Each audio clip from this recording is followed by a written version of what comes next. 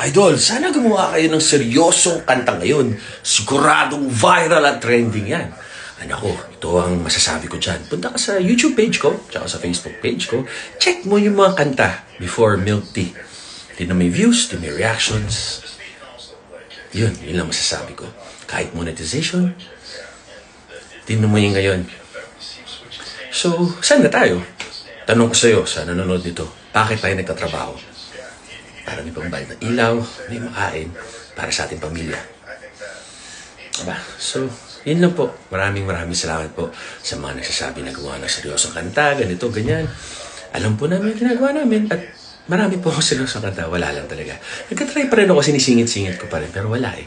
Yun po talaga yung patok ngayon. Kasi ngayon, generation na to. Yun lang, for entertainment purposes. Tama kayo, mali ako. I'm not your doctor. Do what works for you. Happy, healthy.